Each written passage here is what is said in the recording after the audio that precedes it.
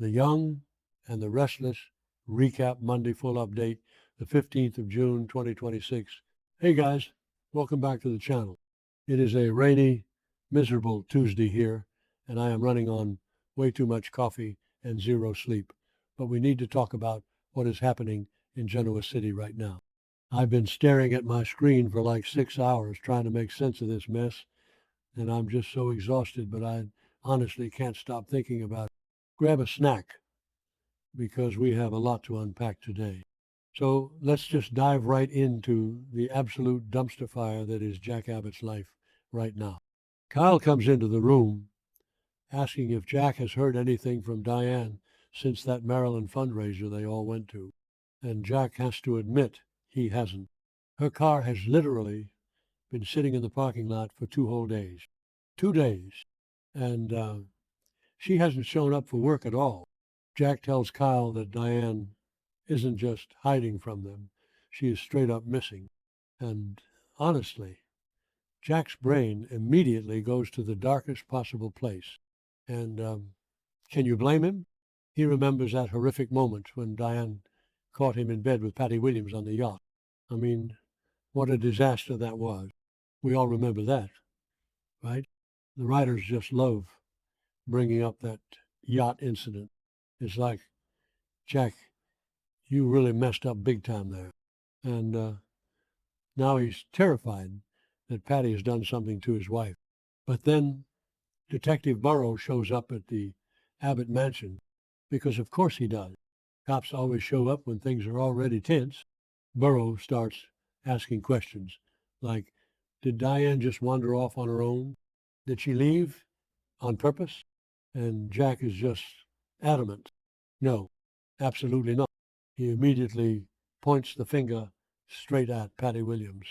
And you guys, Kyle is standing right there, defending his mother's honor. Kyle is like, my mom runs a major division at Jabbo. She wouldn't just do that. Which, okay, valid point, Kyle. Sometimes I think Kyle is way too naive about how the world works.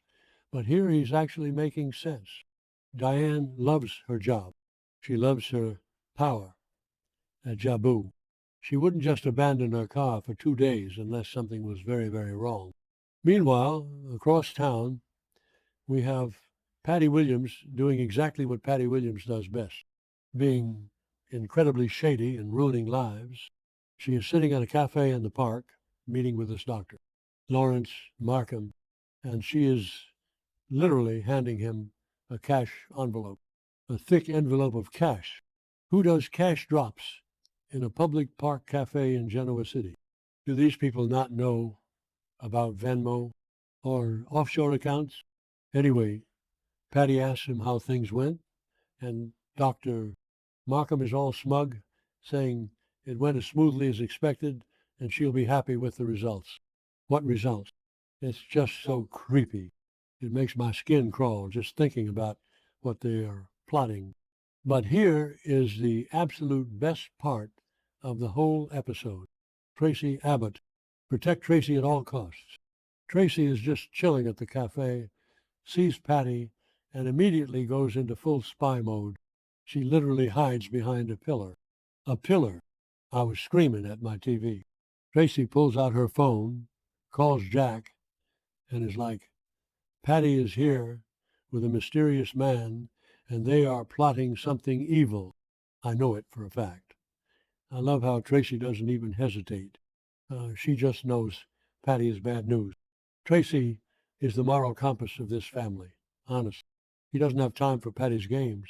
So Tracy hangs up the phone and just marches right up to him. Doctor, Markham makes some lame excuse and scurries away like a rat. Patty tries to play it cool, asking Tracy when they'll see each other again. And Tracy, sweet, kind Tracy, just looks her dead in the eye and says, I despise you and that will never change. Yes, Tracy, give it to her. And then Jack comes storming up to the cafe looking like he wants to murder someone. He demands to know what happened to Diane. Patty, playing the innocent victim, denies knowing anything. But Jack is not having it. He gets right in her face and threatens her, saying that when the truth comes out, Diane, Wait, no, Jack says. Patty will be thrown right back into the psych ward. Good for him. Don't let her play you, Jack. So Jack and Tracy head back to the mansion. Tracy gets a call from her editor because she actually has a life and a career outside of this family madness. And then the doorbell rings. Jack looks through the glass, and guess who is standing there? Patty, like a horror movie villain who just won't die. She just keeps showing up. Jack lets her in, which, why, Jack, why would you let her in? Lock the door. Call the police. Don't let the crazy lady inside your house. But he lets her in. And Patty pulls out a photo. And you guys, this part actually made my stomach drop. He shows Jack a picture of Diane. And Diane is unconscious, lying on the floor of a white padded cell. A padded cell. What is this? 1,995? Who still uses padded cells like this? It's so messed up. Patty stands there with this twisted little smile and tells Jack that Diane had a severe mental breakdown, that her psyche just shattered. And Patty, being the good Samaritan she is, claims she found Diane and put her in a place where she can be cared for. I can't even with this woman. Jack is furious. He is shaking. He asks if that doctor she was with, Markham, has anything to do with this. And Patty just casually says Markham recommended the clinic. And then Jack tries to play nice. He tries to soften his voice, asking Patty to just tell him where his wife is. But Patty steps closer to him, and this is where I actually gagged. She says, Diane's health is in your hands. Jack realizes what she's doing. He can't believe she is trying to blackmail him into sleeping with her again, using his own wife as a hostage. And Patty just looks at him and says, you never really loved Diane. Now, you and I are going to find that magic we had on the yacht. The magic on the yacht? Are you kidding me? It was a disaster. It destroyed his marriage. Patty is completely delusional. She actually thinks Jack wants her. It is sad, but also terrifying. And then we cut to Diane. Poor, miserable Diane. I know a lot of fans hate Diane on social media, and maybe I've been too harsh on her in the past, but nobody deserves this. She wakes up in this strange, unfamiliar living room. She's completely dazed. She stumbles over to the door and tries the knob. Locked. Obviously, she looks at the windows. There are thick iron bars on the windows, and she looks at the bookshelf and sees a stack of books written by Dr. Alain Laurent. Wait, Dr. Alain Laurent, the psychiatrist? Why are his books there? Is Markham obsessed with him? Is Laurent involved? My brain is spinning. There are too many doctors in this storyline right now. So Diane realizes she is trapped. She starts looking around frantically and finds a letter opener, a sharp letter opener. She grabs it and tries to pick the lock on the door. But before she can do anything, the door opens and in walks Doctor Markham. He looks at her and says, oh, good, you're awake. Just so casually, like he didn't just lock her in a makeshift prison. Diane is terrified, but she is also a fighter. She raises that letter opener and points it right at him. She demands to know who he is and why she is locked up. I was cheering for her. Stab him, Diane. Okay, that sounded dramatic, but you get what I mean. Markham doesn't even look scared. He tells her he's a psychiatrist and tells her to put the weapon down. He says, you're going to stay here while I decide where you should go next. Diane just glares at him. Then Markham spins this massive, ridiculous lie. He tells Diane that she had a total mental breakdown, that he found her screaming and inconsolable by the side of the road in her car. And then he says the worst part. He says he called the police and he called Jack, and that Jack agreed that the best thing for her was for Markham to treat her He tells her Jack authorized this. He is making her think her own husband locked her away. Diane is stunned, but she's not stupid.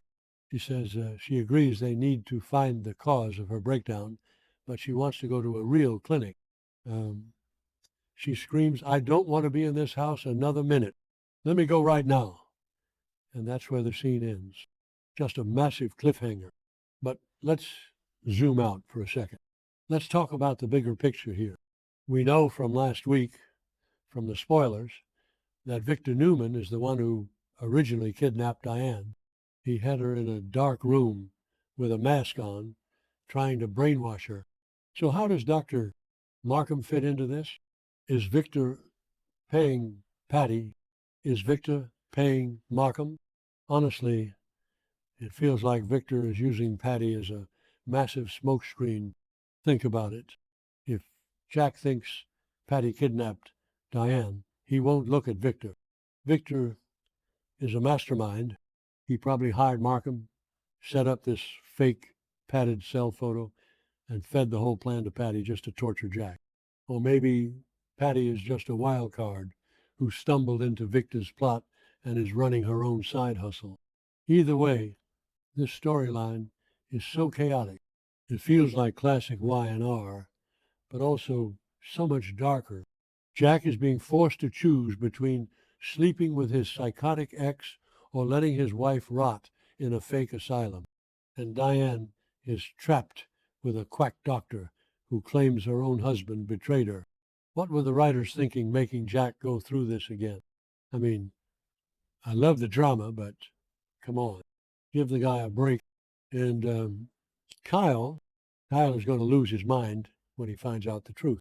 The fans on social media are already screaming about how Jack needs to just call the FBI, but of course he won't. He'll try to handle it himself. He'll probably pretend to go along with Patty's sick fantasy to get info, and it's going to blow up in his face. It always does. I'm just so tired of Jack suffering, but I also can't look away. I need to know what Diane does with that letter open. I really hope she uses it, and she has to fight her way out of there because Jack is currently drowning in Patty's blackmail trap. It is going to be a long week, you guys. A very long week. Let me know what you think in the comments, because I am losing my mind over here.